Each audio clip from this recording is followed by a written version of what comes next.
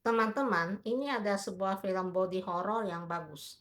Film ini bukan hanya memiliki plot cerita yang bagus, melainkan juga memiliki value yang tinggi. Karena ia mengangkat sebuah tema yang sangat menarik, yang mana sangat relevan di dunia modern sekarang ini, yaitu tentang standar kecantikan seorang wanita. Sudah plot dan value-nya bagus, film ini juga dikemas di dalam sebuah bingkai film body horror yang seru dan menawan, yang membuat aku tertarik untuk membahasnya di dalam video ini. Halo guys, jumpa lagi di channel Smart Movie Girls, Smart Movie for Smart People.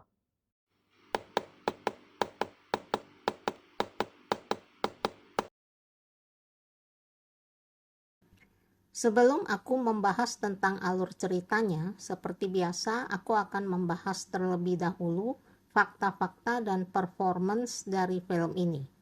Film The Substance ini mendapatkan review yang bagus dari para kritikus.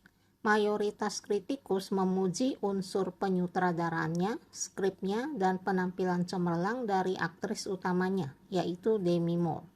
Dan situs review Amerika Rotten Tomatoes memberikan rating sebesar 89% untuk film ini.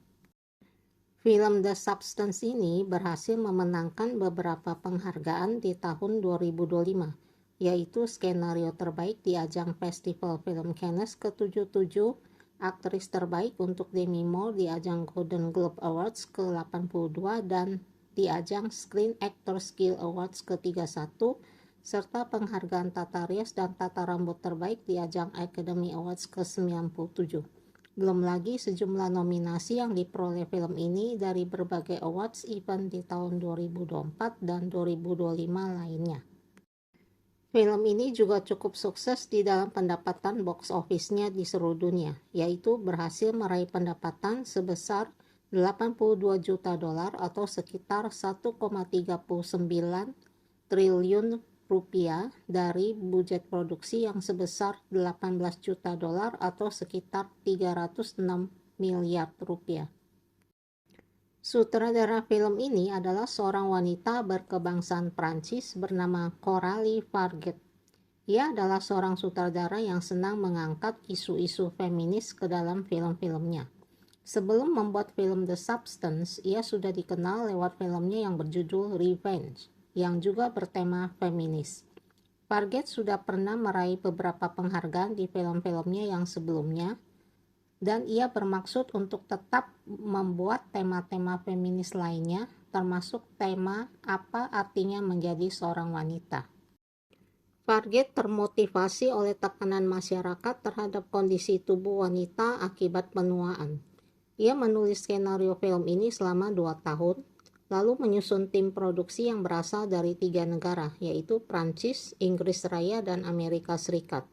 Ia menggunakan 21.000 liter atau sekitar 5.500 galon darah palsu di dalam film ini, karena di dalam film ini terdapat banyak adegan yang memerlukan darah buatan. Di dalam film ini, Fargeat menampilkan kisah tentang seorang wanita pembawa acara aerobik yang terkenal, yang terobsesi oleh kecantikan dan penampilannya yang mempesona. Wanita ini teramat bangga dengan kecantikan dan penampilannya, sampai-sampai ia menolak untuk lupa bahwa wajah cantik dan tubuh elok itu adalah sesuatu yang tidak abadi, dan akan berubah sejalan dengan waktu. Begitu usianya semakin tua, kecantikannya pun berangsur-angsur pudar. Tapi wanita ini menolak untuk tua dan ingin terus mempertahankan karirnya dan menolak regenerasi. Dari situlah problem pun muncul dan akibat yang ditimbulkan oleh obsesi ini ternyata sungguh mengerikan. Lewat film ini, Fargeat ingin memperingatkan dan memotivasi kaum wanita untuk mau menerima kenyataan dan jangan takut dengan penuaan, bahwa kecantikan itu tidaklah abadi selamanya dan bukan segala-galanya di dalam hidup ini. Jadi biarlah hidup ini mengalir seperti apa adanya, maka niscaya hidup kaum wanita akan lebih berbahagia. Fargeat tahu bahwa pemilihan pemeran akan menjadi sebuah tantangan karena film ini memiliki dialog yang minim dan sangat bergantung pada karakterisasi tokoh utamanya. Elizabeth Sparkle perlu dipilih terlebih dahulu karena dialah yang menciptakan dirinya yang lain. Fargate ingin memilih seorang aktris yang telah menjadi superstar dan ikon dari kehidupan nyata. Tapi ia ragu untuk memasukkan nama Demi Moore di dalam targetnya karena nggak yakin aktris ini mau menerima peran ini. Sayangnya beberapa orang aktris yang diincar olehnya semuanya menolak untuk bermain di dalam film ini. Akhirnya dengan ragu ia menawarkan peran ini kepada Demi Moore yang ternyata bersedia memainkannya, yang membuat Fargate tidak menyangka sama sekali. Apa yang membuat Demi Moore mau memainkan karakter Elizabeth Sparkle ini? Demi Moore terkesan dengan naskah dan tema film ini. Aktris ini merasa film ini bisa sukses dan menjadi bagian dari pergeseran budaya, karena film ini mengangkat isu yang sangat sensitif, yaitu masalah penuaan. Demi Moore berkata bahwa yang saya sukai dari peran ini adalah peran Elizabeth Sparkle ini kaya, kompleks, dan menuntut, yang memberi saya kesempatan untuk benar-benar mendorong diri saya keluar dari zona nyaman, dan pada akhirnya merasa seperti saya mengeksplorasi dan tumbuh tidak hanya sebagai aktris, tetapi juga sebagai seorang pribadi. Dan keputusan Demi Moore ini sangat tepat, karena akhirnya akting dari aktris ini diganjar dengan penghargaan sebagai aktris terbaik dari 2 ajang awards event yang bergengsi di tahun 2025. Fargate memilih Margaret Qualley untuk memerankan Sue, karena ia merasa Qualley dan Demi Moore memiliki energi yang sama. Alasan lainnya adalah karena Qualley memiliki background sebagai seorang penari. Selain itu juga karena Demi Moore kenal dengan ibunya Qualley, yaitu aktris Andie MacDowell yang dulu pernah bermain bersamanya di dalam satu film. Dan Qualley juga kenal dengan anak-anaknya Demi Moore. Qualley merasa peran Sue ini bisa menjadi peran yang istimewa bagi dirinya, karena karakter Sue ini sangat jauh berbeda dengan dirinya yang sesungguhnya. Berhubung tubuh adalah pusat dari penampilan Sue, maka Qualley harus latihan keras selama berbulan-bulan untuk bisa mendapatkan bentuk tubuh dari seorang simbol seks. Dennis Quaid sendiri menggantikan Ray Liotta sebagai Harvey, karena Ray Liotta meninggal dunia pada bulan Mei 2022. Film ini praktis hanya membutuhkan 2 orang pemeran utama wanita saja sebagai karakter sentral dan tidak ada pemeran utama pria. Walaupun begitu, karakter Harvey yang dimainkan oleh Dennis Quaid ini lumayan berpengaruh di dalam cerita.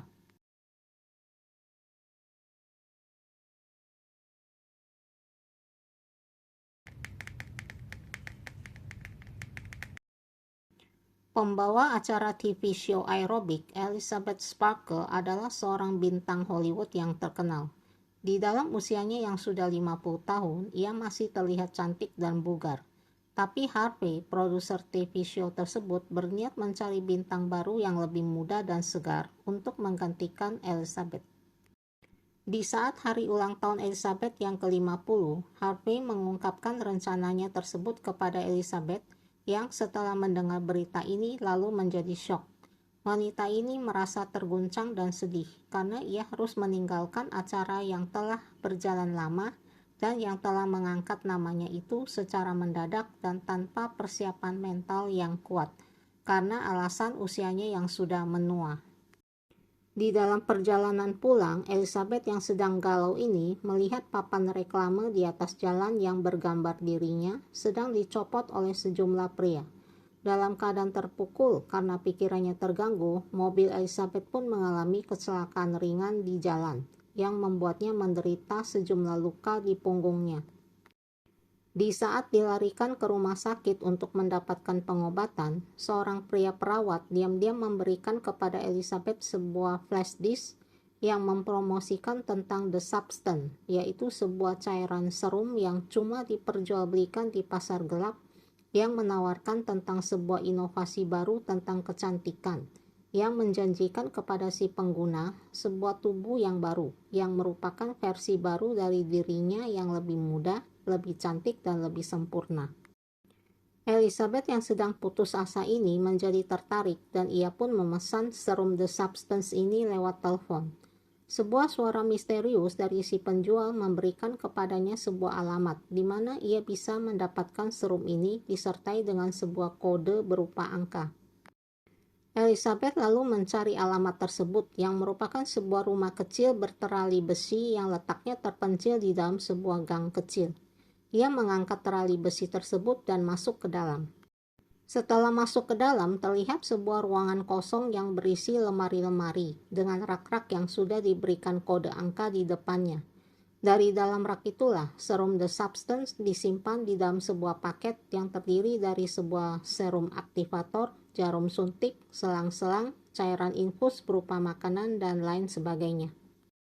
Elizabeth lalu menyuntikkan serum The Substance ini ke dalam tubuhnya, sesuai dengan petunjuk pemakaian yang dituliskan di dalamnya. Kemudian tubuhnya pun mulai kejang-kejang karena serum itu mulai bekerja. Elizabeth pun pingsan di kamar mandi. Beberapa saat kemudian, dari punggung Elizabeth pun lahir seorang manusia baru, yang merupakan versi baru dari Elizabeth yang lebih muda, lebih cantik, dan lebih sempurna. Gadis yang keluar dari celah punggung Elizabeth ini menyebut dirinya Sue. Tapi serum The Substance ini ada aturan pakainya, yaitu Elizabeth dan Sue harus saling bertukar tubuh setiap 7 hari sekali. Saat wanita yang satunya aktif, wanita yang satunya lagi dalam keadaan tertidur, tapi tetap harus diberi makan secara intravena dengan pasokan makanan mingguan berupa cairan infus itu. Sedangkan suntikan harian berupa cairan penstabil yang diambil dari tubuh Elizabeth tetap diperlukan oleh Sue untuk mencegah kondisi Sue agar tidak memburuk. Sue dengan cepat menjadi sensasi dalam semalam setelah mengikuti audisi untuk menjadi pengganti Elizabeth di acara TV show tersebut. Dan akhirnya Sue ditawari kesempatan oleh Harvey untuk menjadi pembawa acara di program malam tahun baru spesial yang bergengsi di stasiun televisi tersebut. Sementara Sue menjalani kehidupan barunya yang hedon dengan penuh percaya diri, sebaliknya Elizabeth malah semakin kesepian dan membenci dirinya sendiri. Pada awalnya, praktek pertukaran tubuh di antara mereka berjalan lancar dan sesuai dengan aturan yang berlaku. Akan tetapi, menjelang berakhirnya siklus mingguan, Sue mulai egois dan tidak rela berbagi tubuh lagi dengan Elizabeth.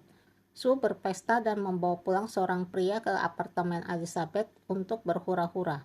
Sue sengaja menunda pergantian tubuh dengan mengekstraksi kembali cairan penstabil dari tubuh Elizabeth di luar batas yang dianjurkan.